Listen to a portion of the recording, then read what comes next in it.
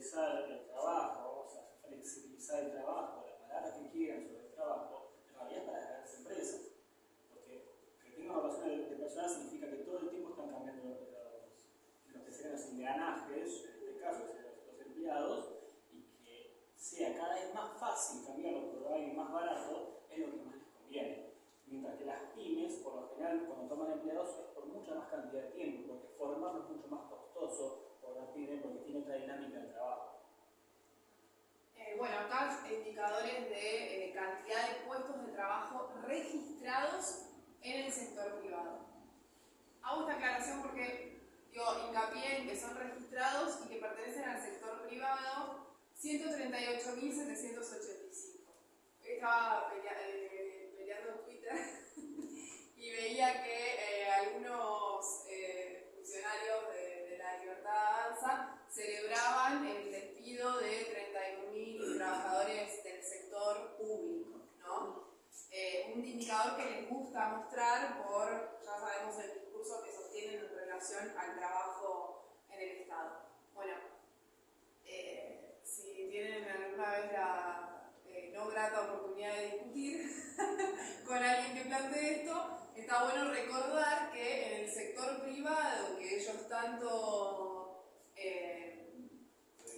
reivindican, se han despedido 138.785 personas por la situación de la economía real, con lo cual si sumamos los 30.000 del sector público, 15.000 de casas particulares, que es una serie que se publica aparte, estamos hablando de 190.000 puestos de trabajo en menos de un año, y que eso, si seguimos en la próxima, que eso se traduce en un aumento de la tasa de desocupación.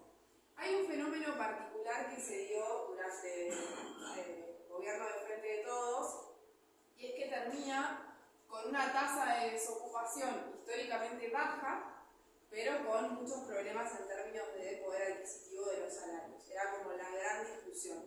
Tenés puestos de trabajo, pero con salarios bajos, que no lograron recuperar el poder adquisitivo perdido durante el gobierno de Cambiemos. Bueno, ahora se da un escenario aún peor, ¿no? Estamos con tasa de desocupación creciendo, fíjense, segundo trimestre de 2023 versus segundo trimestre de 2024, un crecimiento de 1,4 puntos porcentuales, pasa del 6,2 al 7,6, y un escenario en términos de salario que no se recuperó tampoco, sino que se sigue profundizando la caída. O sea, ahora es como que estás en el peor de los escenarios, digo, ya no tenés una tasa de desocupación creciendo y salarios aún por debajo de ese nivel.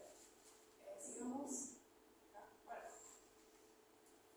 Esto es como veníamos haciendo como un recorrido de pérdida de poder adquisitivo, impacto en consumo, impacto en pérdida de empresas, impacto en pérdida de puestos de trabajo, impacto en tasa de desocupación. Finalmente, el indicador que condensa todo este escenario es la incidencia de la pobreza y la indigencia, que como sabemos, fíjense el crecimiento, bueno, acá tenemos una serie desde 2004, fíjense el proceso de caída en indicador de pobreza e indigencia hasta terminar el año 2015. Vemos ahí un crecimiento en el gobierno de Mauricio Macri. Allá tenemos lo que fue la pandemia en términos de estos indicadores, un crecimiento importante, un escenario que era bastante problemático ya para finales del año pasado, y que se profundiza de una manera que no tiene precedentes en tan poco tiempo. Estamos hablando de 12,8 puntos porcentuales de aumento de la incidencia de la pobreza y 8 puntos porcentuales el aumento de la incidencia de la indigencia, que es además bastante, en el caso de la indigencia es impresionante. O sea, estamos hablando de una duplicación en ese indicador. Un detalle sobre este indicador, para quien no lo conoce, en realidad se mide a través de ingresos. Es decir, lo que se está comparando es una canasta básica, y aquellos que no alcanzan la canasta básica son pobres. Aquellos que no alcanzan la canasta básica alimentaria son indigentes. Entonces, por eso se puede ver bastantes variaciones. Pero aparte de eso, y todo lo que dice Albi, hay una cuestión que es fundamental.